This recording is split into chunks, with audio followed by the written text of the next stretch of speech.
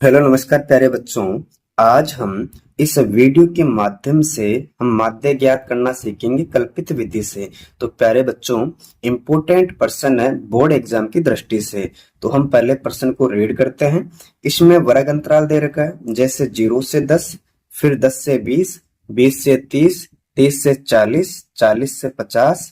ठीक है। और यहाँ पर ऐप का मान है यानी बारंबारता, जैसे 2, 5, 3, 1 और 4। और इसका हम कल्पित विधि से माध्य ज्ञात करेंगे। तो बच्चों, आपको यहाँ पर लिखना है कल्पित विधि, और जहां पर कल्पित विधि का नाम आ जाए आपको 5 खंड बनाने हैं। आपको याद कर लेना है कि जहां पर आपको कल्पित विधि नाम देखने को मिले, आपको 5 खंड बनाकर इस प्रश्न को हल करना है। तो देखो, जो पहला खंड है उसमें आएगा वर्ग अंतराल, जो प्रश्न में दिया हुआ है, जैसे 0 से 10, 10 से 20, 20 से 30, फिर 30 से 40, 40 से 50। ठीक है।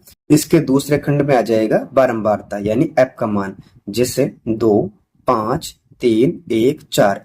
हमने इसको यहाँ पर रखा और इसको यहाँ पर रखा, और मैंने बोला आपको कि 5 खंड बनाना है। इसके 2 खंड में तो प्रश्न में से आपको नोट डाउन करना है। अब तीसरा खंड आपके मध्य मान यानी अक्स का मान। तो बच्चों, आप लोग जानते हो हमने प्रत्यक्ष विधि से भी इसका मध्य मान ज्ञात किया है। तो हम क्या करेंगे, इन दोनों संख्याओं को जोड़कर 2 का भाग देंगे।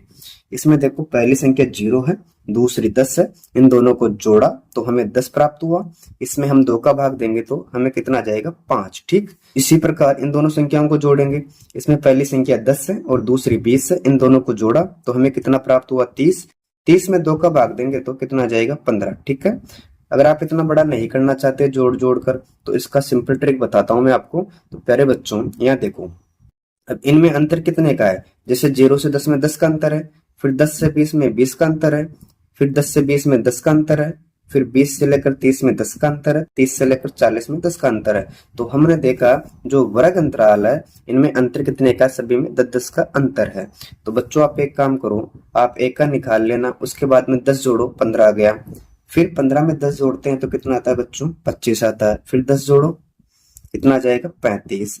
फिर 10 जोड़ते हैं तो 45। अब इसको आप एक बार चेक कर लो, जैसे पहली संख्या 40 है और दूसरी 50 है।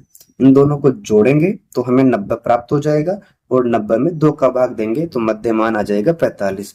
तो देखो, सिंपल सा मेथड क्या है, अगर आपके से समझ में नहीं आई तो इन सबको जोड़कर दोनों संख्याओं में 2 का भाग लगाना है, फिर दोनों संख्याओं को जोड़कर 2 का भाग लगाना है, फिर दोनों संख्याओं को जोड़कर 2 का भाग लगाएंगे तो हमें अक्स का मान प्राप्त हो जाएगा। ठीक है। इस प्रकार हमने इसका तीसरा खंड भी कंप्लीट कर लिया। अब इसके चौथे खंड में आएगा डी का मान। और डी का मान आपको कैसे निकालना, तो बच्चों देखो, पहले जो अक्ष का मान है उसको नोट डाउन करते हैं यहाँ पर। ठीक। इसमें अक्ष का मान पहली संख्या है 5, ठीक, दूसरी है 15, मैं यहाँ से उतार रहा हूँ आपके सामने, तीसरी 25 है, फिर चौथी 35 है, और यहाँ कितनी है, 45। ठीक है। आपको कुछ नहीं करना, जो अक्स का मान दे रखा था उसी को नोट डाउन करना है। इसके बाद में साइन देखो माइनस का है, तो आपको सभी में क्या लगाना है, माइनस का साइन लगाना है। ठीक। अब आएगा ए का मान। तो बच्चों, इसमें ए का मान आप कहाँ से मानोगे, आप इसमें ए का मान अक्स वाली कोई सी भी एक संख्या को रख लो, जैसे 25 को कर लो या 15 को कर लो। तो हम ए का मान 25 मान लेते हैं अपने हिसाब से। इसमें कोई बाध्यता नहीं कि सिर्फ 25 रखो, 15 भी रख सकते हो, ठीक है, 35 भी रख सकते हो।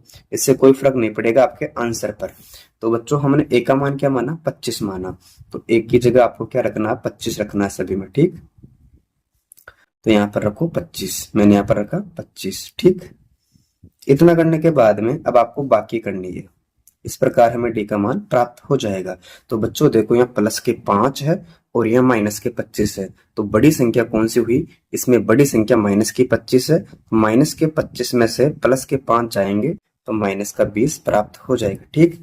और यहाँ माइनस का 25 है, यहाँ प्लस का 15 है, तो कितना बचेगा भाई, 25 में से 15 गया तो माइनस का 10 बचेगा। ठीक। यहाँ 25 में से 25 गया तो क्या बचेगा बच्चों, 0। फिर 35 में से 25 घटाओ, कितना बचेगा, 10 बचेगा।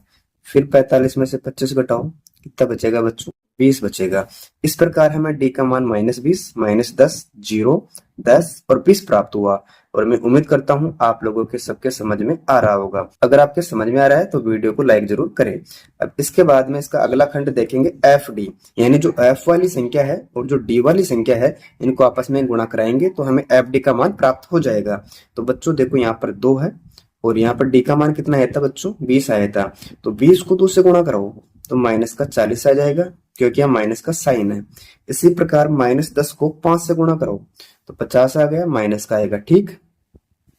फिर इस 0 को 3 से गुणा कराओ तो 0 आ जाएगा।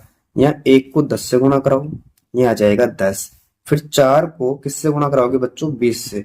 तो मैंने यहाँ पर लिखा कितना, 20 चौके 80। अब इन सबको जोड़ो तो कितना आ गया? माइनस का 90 आ गया, ठीक। और इनको जोड़ो तो कितना आ गया? प्लस के 90 आ गया।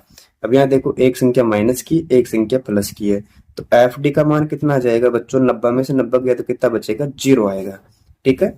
अब इन सबको जोड़ो, यहाँ 2 है, यहाँ 5, कितना हो गया? 7, 7 और 3 10, 10 और 1 11, 11 और 4 कितना होता है? 15। सिग्मा एफ का मान आ गया। इसमें हमें ज्ञात करना है कल्पित विधि से माध्य। तो बच्चों, कल्पित विधि से माध्य ज्ञात करने का सूत्र होता है ए प्लस सिग्मा एफ डी बटे में सिग्मा एफ। तो आपको लिखना है पहले ए का मान। तो बच्चों, ए का मान कितना देखकर बताओ? ए का मान हमने माना था 25, ठीक। आगे साइन प्लस का है, फिर आएगा सिग्मा एफ डी। तो सिग्मा एफ डी का मान कितना है? हमारे पास में 0 है। इसके बट्टे में आ जाएगा सिग्मा एफ का मान, जो हमारे पास में कितना है? 15 है, ठीक। इसको आगे हल करते हैं, उतारेंगे 25, यहाँ साइन प्लस का है, फिर 15 का भाग 0 में लगाएंगे तो 0 आ जाएगा। तो हमें इसका माध्य कितना प्राप्त हो जाएगा? 25। और ये कल्पित विधि से हमने इसको हल कर लिया। तो प्यारे बच्चों, अगर आपको वीडियो अच्छी लगी है तो वीडियो को लाइक करें, मित्रों के साथ शेयर करें, और चैनल पर पहली बार आए हो तो चैनल को सब्सक्राइब अवश्य करें। Thank you.